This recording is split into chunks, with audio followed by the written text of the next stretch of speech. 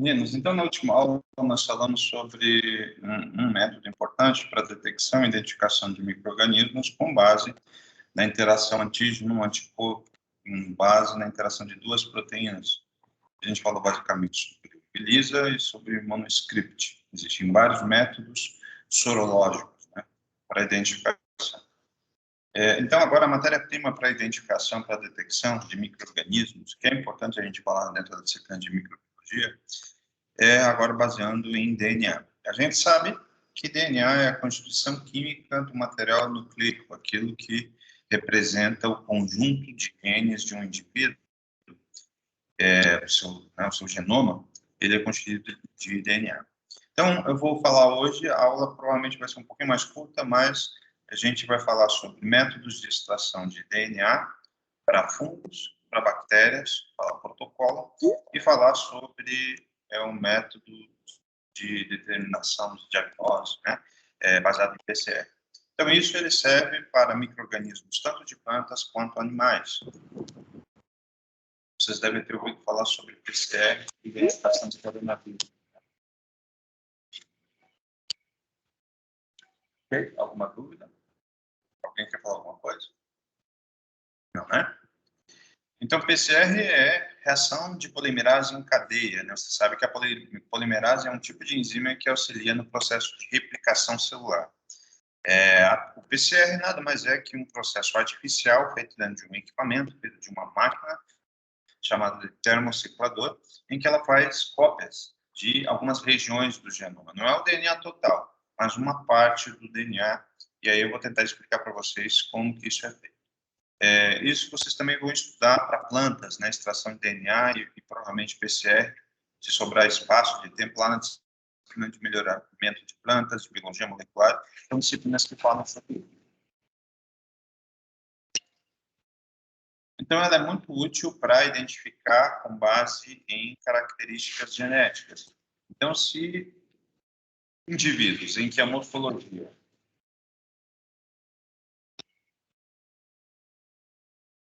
os sistemas clássicos de identificação de fungos é baseado em morfologia. De bactérias, reações bioquímicas. Né? Se esses sistemas tradicionais de identificação não forem perfeitos para a identificação, aí você tem um sistema que é um pouquinho mais caro, que exige um certo tipo de estrutura logística e de enzimas, equipamentos dentro de um laboratório para identificação, que é usar um método de biologia molecular. Então, para isso, a gente vai falar, o tema da aula de hoje, que é o segundo encontro do módulo 4, né, de bacteriologia. A próxima aula, a gente vai falar sobre fungos, né, vai começar a falar sobre fungos. Então, a aula de hoje, né, para a gente poder trabalhar com, fazer a extração de DNA, para a gente explicar o método de PCR, né, nós temos que realizar a extração de DNA.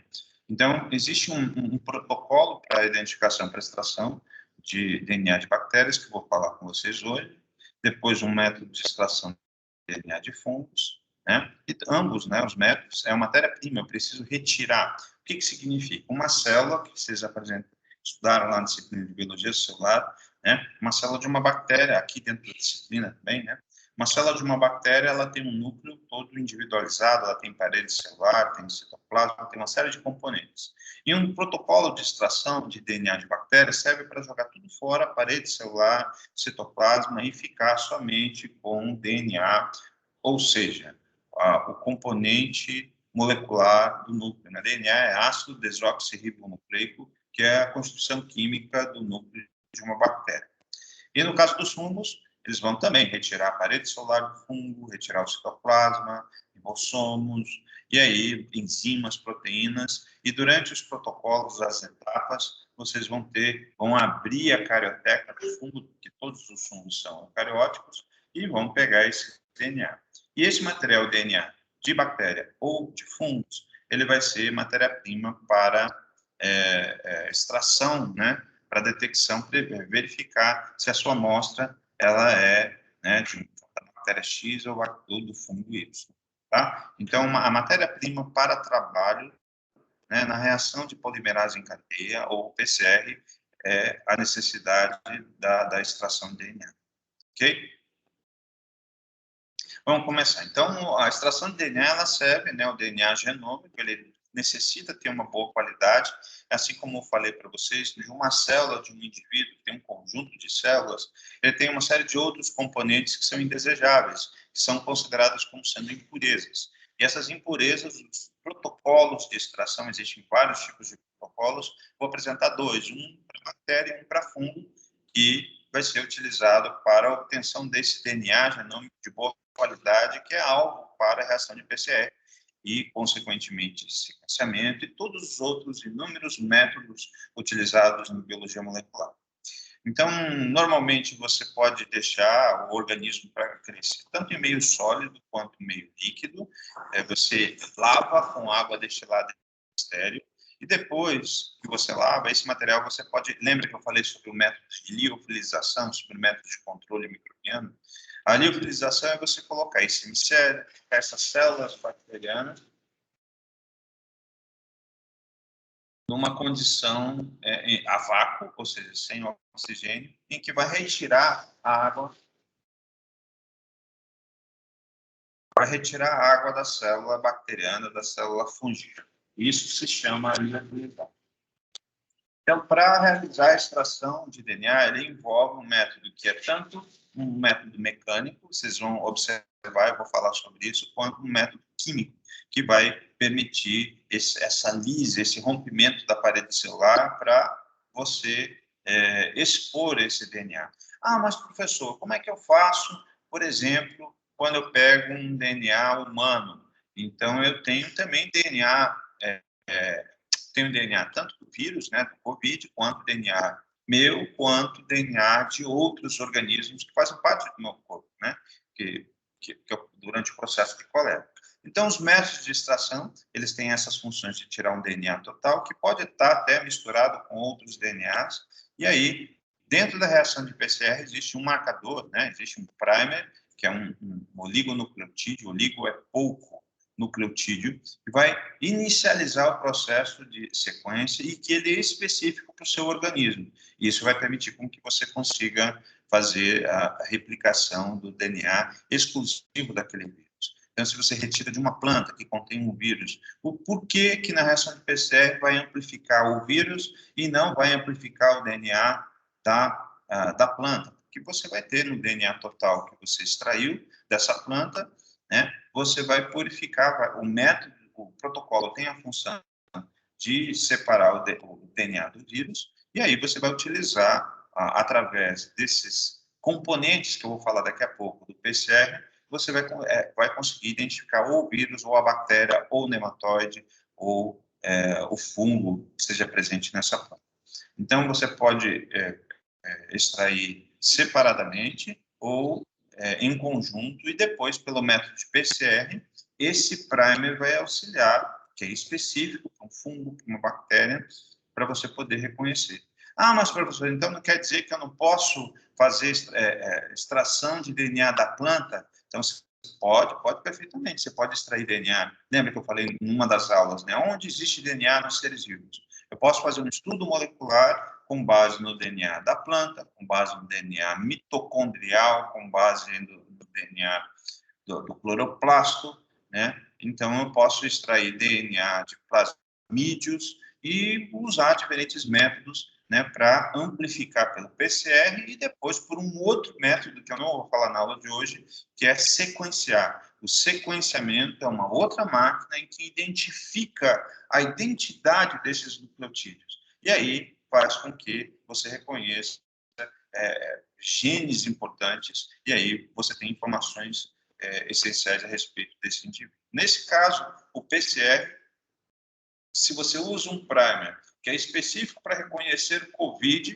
então, quando você coloca nesse DNA total da sua amostra, de qualquer hospedeiro, eu, vocês, né, o Matheus, o Elber, a Débora, se durante a próxima etapa, pós-extração, né, então eu vou pegar material genético, né, eu vou pegar com suave, tá, no nariz, e vou coletar células do Elber, do Renan, do Luiz Gustavo, se tiver ali a presença de partículas virais, eu vou primeiro extrair o DNA desse material que eu coletei, depois eu vou realizar uma reação de PCR num laboratório.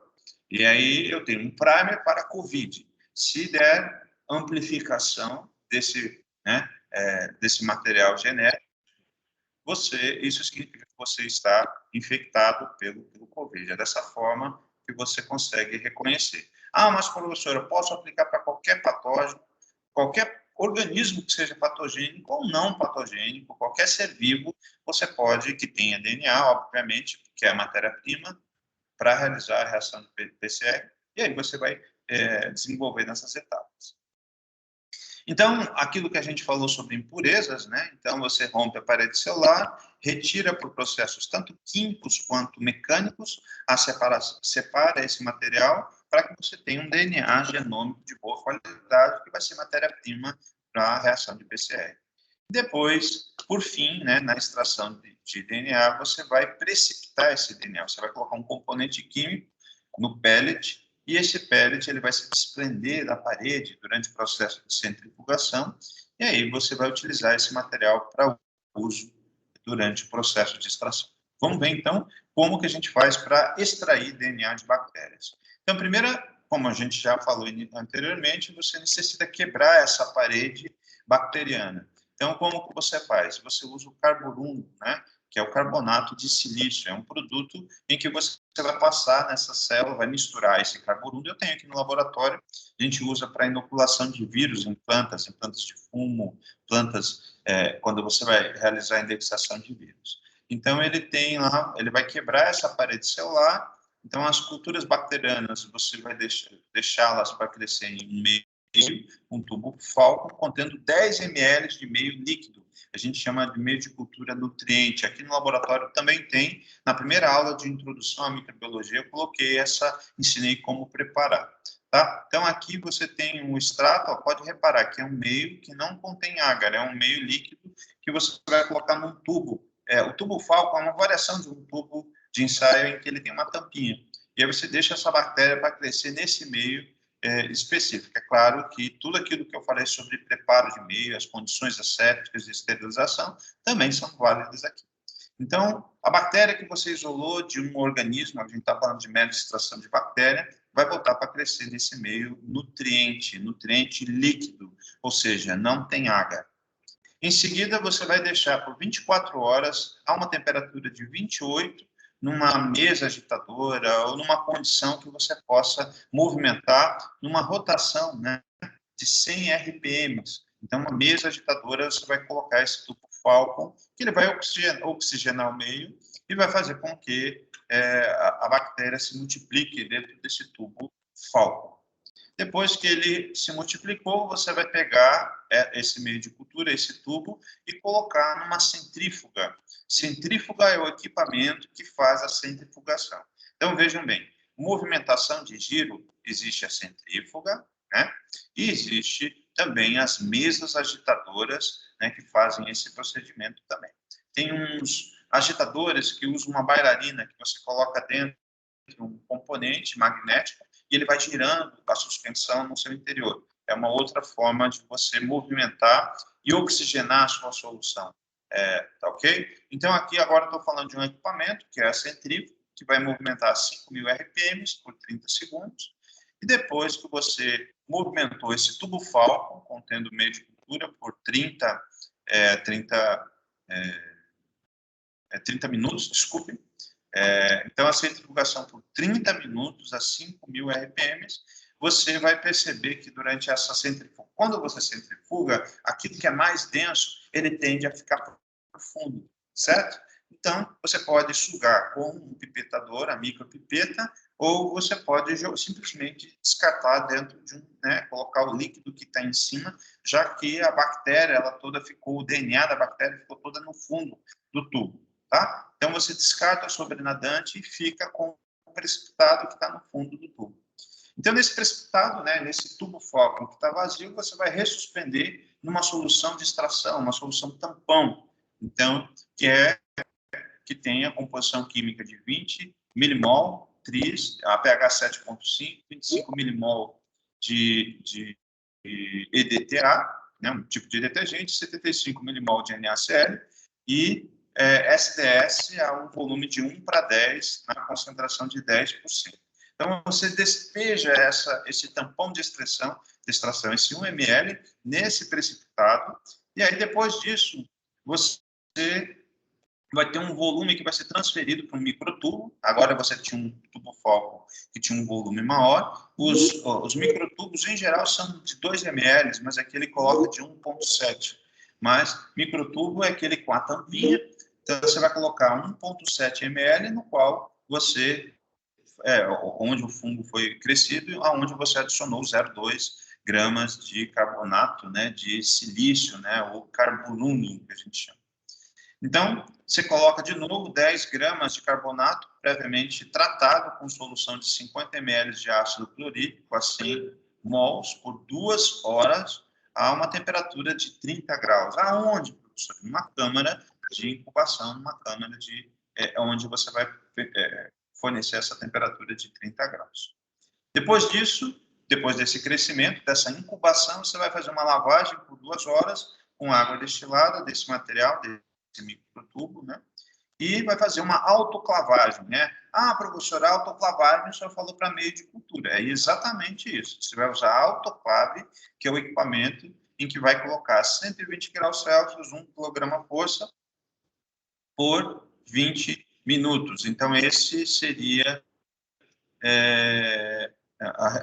o mesmo tempo, as mesmas condições que a gente utiliza para esterilizar os meios de cultura, eu vou fazer com um tubo que eu estou pretendendo fazer a extração de DNA.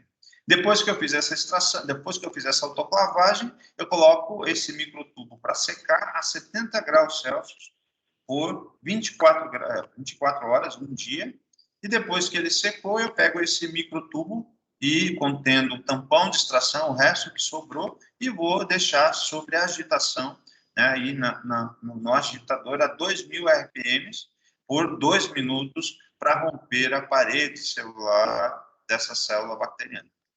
Continuando, né, a extração do DNA das bactérias, deixo incubando por 30 minutos a 50 graus Celsius.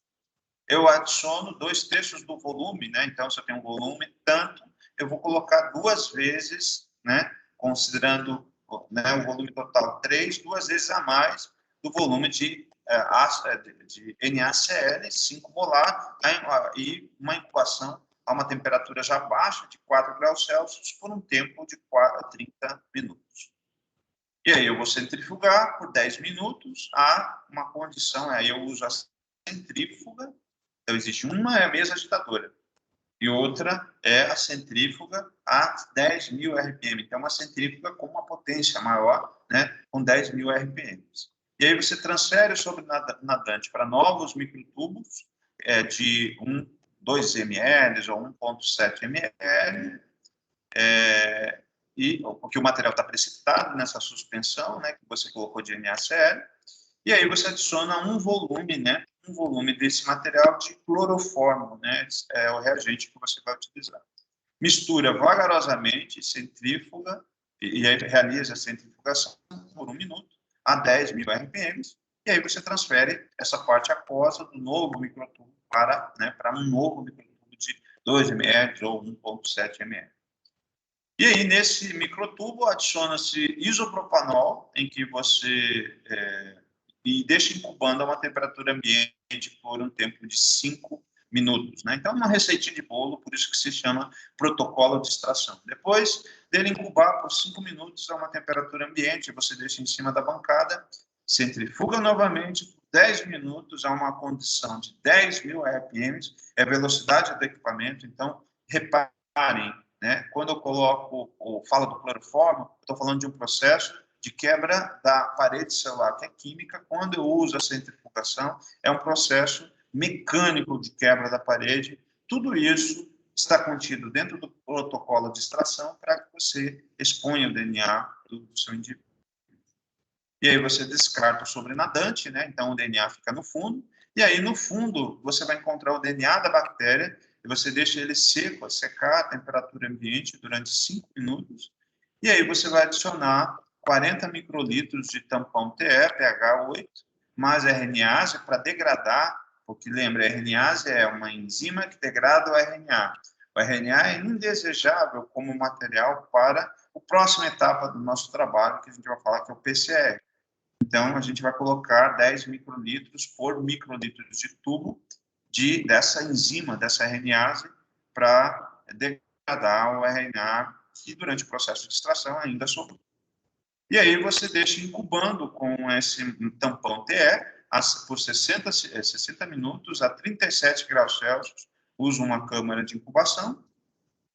E assim eu finalizo o meu material. E aí eu posso deixar o meu DNA a menos 20 para conservar, tá? A menos 20 graus Celsius ou menos 80, são dois, né, os equipamentos que você deixa, sabe, o freezer, né, que vocês têm em casa, ou então o congelador, a temperatura de congelamento máximo que ele chega é de menos 20 lá, tá? Então, você pode deixar dentro desse congelador esse DNA para a realização desses inúmeros trabalhos. Então, você pode fazer uma coleção, um banco de DNAs das suas amostras, e esse DNA extraído você pode guardar sempre a uma temperatura, eu deveria ter colocado aqui a menos 20 graus Celsius. Para fungos, ele está contido. Então, vamos ver se existe alguma diferença, né? Vocês vão ver que alguns componentes são similares, mas agora eu vou falar para vocês sobre métodos de extração de DNA de fungos.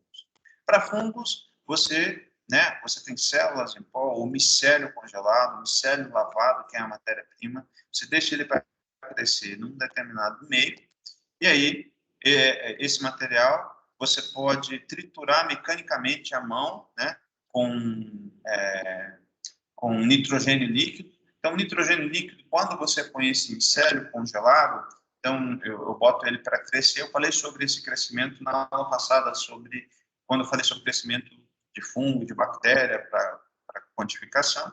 Eu posso lavar, coletar numa gase, colocar esse micélio, que eu posso guardar esses micélios de fungos congelados, colocar dentro de um cadinho estéreo, lavado com hipoclorito, de 1 a 3% de concentração, coloco o material ali, o material significa, coloco o DNA, né? O DNA não, o micélio do fungo, e aí eu adiciono nitrogênio líquido, né? Nitrogênio é um líquido esse nitrogênio líquido é um componente que eu coloco no material, ele queima a mão se ele ficar em contato, mas quando eu coloco, ele imediatamente deixa tudo congelado. E eu venho com um pistilo e trituro o micélio. E aí eu rompo o aparelho celular e dessa forma eu tenho as células pulverizadas, eu tenho as células em pó.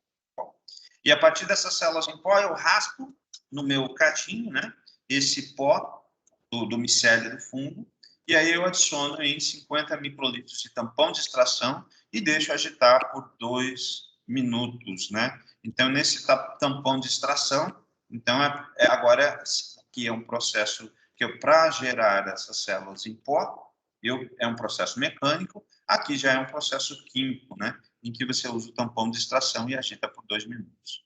Depois que você agitou, passou por esse período de 2 minutos, você adiciona 33 microlitros de SDS a 20%, é um componente químico a 20% de concentração, e também agita por 2 minutos. Existe um agitador que tem um nome comercial de Vortex. Então, as pessoas chamam, né, essa segunda etapa, essa terceira etapa de vortexar. Então, mas na verdade é agitar. Agitar por 2 minutos, agitar por 2 minutos também com o tampão de extração, como com o SDS. Depois que agitou por 2 minutos, deixa incubar a 65 graus Celsius numa câmara, né, de incubação, numa banho-maria. Então, banho-maria é um outro equipamento que eu não tinha falado anteriormente, em que você vai deixar a água, ele controla a temperatura, a água vai ficar a 65 graus Celsius. Vocês já devem ter feito isso para dissolver chocolate em banho-maria, né? Ou para fazer pudim de leite em banho-maria. Esse é um equipamento em que ele faz o controle exato da temperatura que eu quero. Eu marco 65 graus Celsius, deixo tudo, né? O meu material, né? Contendo o tampão, contendo essas etapas, em que ele vai a 65 graus Celsius por 30 segundos em banho-maria. Então, e aí você deixa em banho-maria, passa 10 minutos, agita por 30 segundos. Você pode fazer isso várias vezes ou uma única vez dessa incubação, ou seja, um processo em que você vai deixar o SDS e o tampão agirem para tentar separar todos esses componentes da célula desse fungo. E aí, a próxima etapa, depois de você deixar incubando a 65 graus Celsius por 30 segundos no banho-maria, é adicionar o acetato de potássio a uma concentração de 5 milimolar e você vai agitar a 2 minutos. E aí, 2 minutos você vai deixar no vortex, que a gente chama, ou no agitador. O tubo, ele vai se movimentar, tá? Eu deveria ter colocado a ilustração da foto, deixa eu ver se eu acho aqui. E agora é difícil de eu abrir a página da internet para mostrar para vocês. Deixa eu ver aqui. Agitador. Vou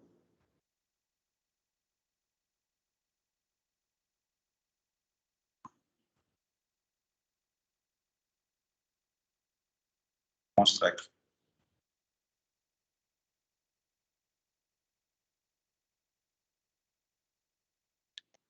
Então você vai pegar o tubo e é exatamente isso que ele vai fazer. Vai colocar nesse tipo de equipamento, tá?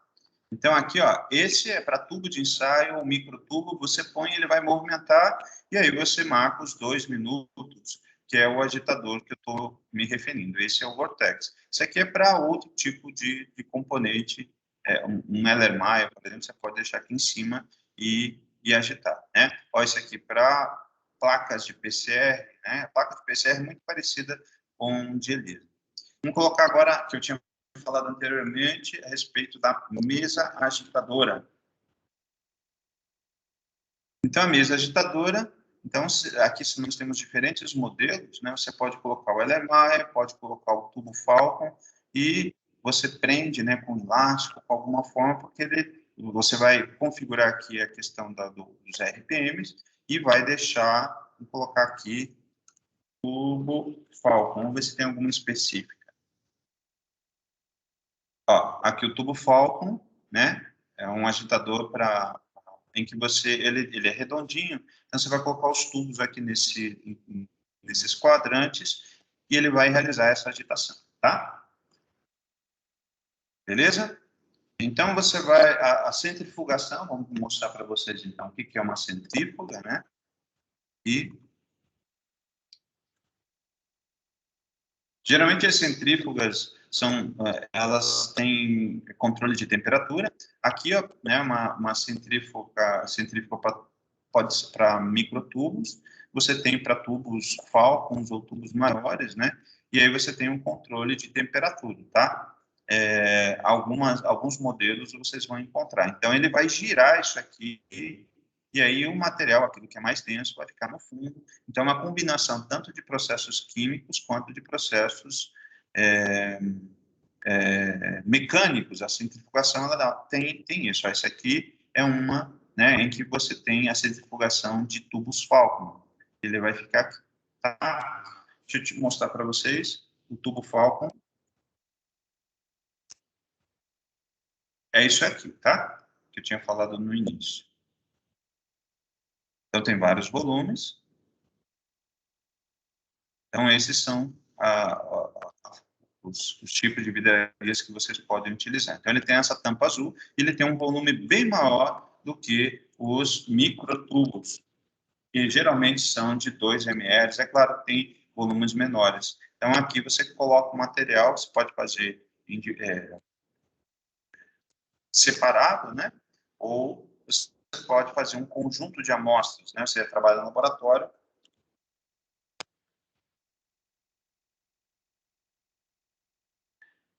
e pode colocar os materiais, vamos ver se eu acho aqui, dentro dessas placas para extração também. Ao invés de colocar no microtubo, você pode colocar nessas placas. Elas são meio que parecidas com as placas usadas para PCR, né? Então, ela pode ter um fundo que é cônico ou um fundo que é arredondado, né? Então, são modelos que vocês terão, ok? E aí você centrifugou a 14.000 RPM, mostrei para vocês como que é uma centrífuga, a temperatura ambiente por um tempo de 10 minutos. E aí o que você faz? Então, quando você centrifuga, o material genético, o DNA, fica no fundo. Remove o líquido que fica em cima com uma micropipeta. Deixa eu mostrar para vocês essa micropipeta.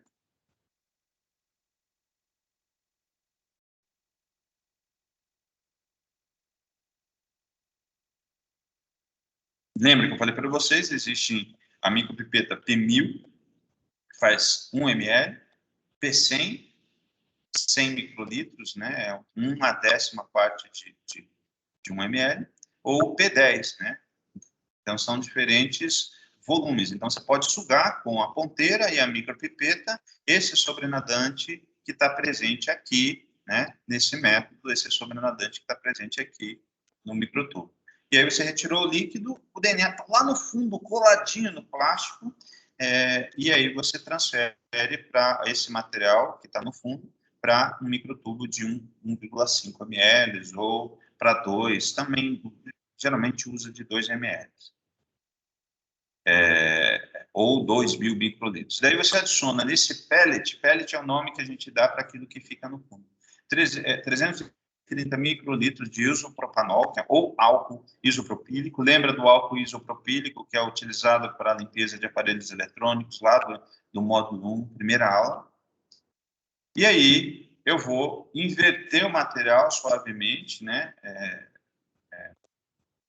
para que esse líquido que você adicionou, né, desse álcool, ele seja perdido, né, e aí ele escorra, e o material genético, para limpar, né, o material genético, e aí você centrifuga, né, de novo, a 14.000 RPM, a temperatura ambiente, por 10 minutos, descartar o sobrenadante, né, com cuidado para não perder o que ficou decantado, né, o pellet que ficou no fundo, e aí adiciona 500 microlitros de álcool 70, centrifugando por 30 segundos agora, descartando o sobrenadante de novo. Ou seja, são vários processos em que você utiliza a micropipeta para descartar o sobrenadante e realizar o desprendimento, né, do pellet que está no fundo por causa da centrifugação. E aí você adiciona o álcool absoluto, né, aqui álcool 70, álcool absoluto 98%, 200 microlitros. E aí você, adicionando o álcool, faz a rotação de novo por 5 minutos a 14.000 RPM, descarta o sobrenadante de novo, tomando cuidado para não perder o pellet, deixa secar a temperatura ambiente de 40 a 60 minutos, e aí você adiciona sempre, reparem que para a bactéria, a etapa final era usar o tampão TE. E para os fungos também, 50 microlitros de tampão, com a concentração 1x, né? Que é a concentração, e bater no fundo do tubo para ressuspensão desse pellet que contém esse DNA. E aí o tampão TE vai fazer com que aquilo que está, o DNA, né? O DNA que está no fundo da placa, ele se desprenda, né? Pellet e DNA. Vou mostrar para vocês aqui uma foto. Então, aqui, ó, vocês estão vendo? Nessa imagem aqui, você vê a ressuspensão do material em tampão TE. Então, esse é o DNA que a gente consegue visualizar a olho nu. Ó. Aqui, ó, nessa ilustração, vocês estão vendo o DNA no microtubo durante esse processo de centrifugação, de lavagem, né, para obtenção de extração. Todos os outros métodos de extração de DNA para um animal, um nematóide, para um fungo, para uma planta, eles sempre, né, para nós humanos, sempre conseguir esses processos que vão ter, por essência básica, essa questão de utilizar centrifugação,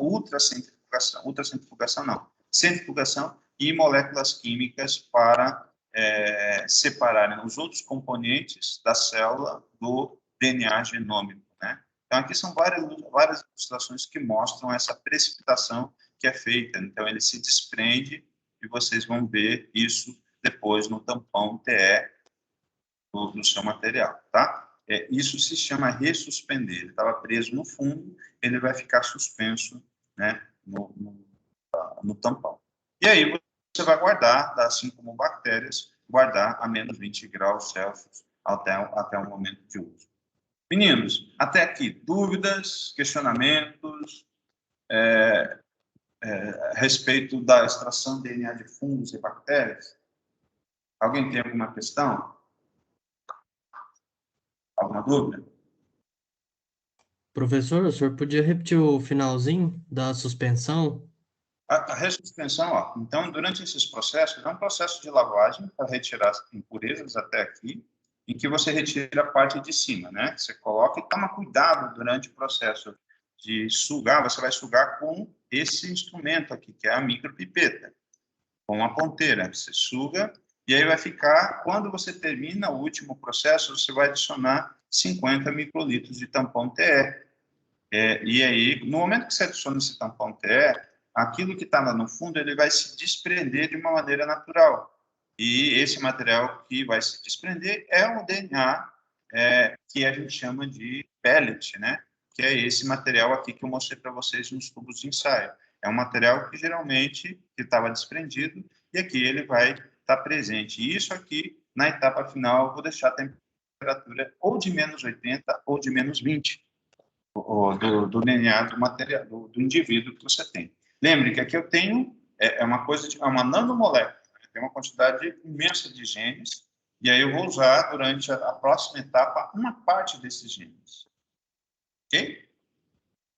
Beleza? Então, Beleza, professor. é o mesmo processo se eu tirar, que eu tirei, lembra lá no início, né?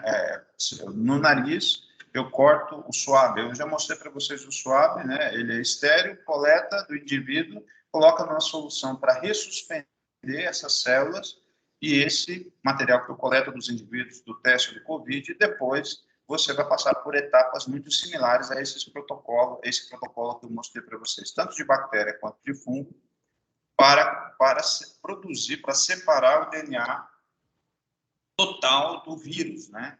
E esse material, esse pellet, agora que vai ser utilizado para a reação de polimerase em cadeia. Ok? Então, mostrei para vocês essas duas partes da aula. Agora vamos para a terceira e última parte da aula de hoje. Até aqui, mais alguma dúvida? Renan? Professor, esse tubo aí é o Eppendorf, né? Esse tubinho. Isso, é mesmo. Só que Eppendorf é o nome da marca.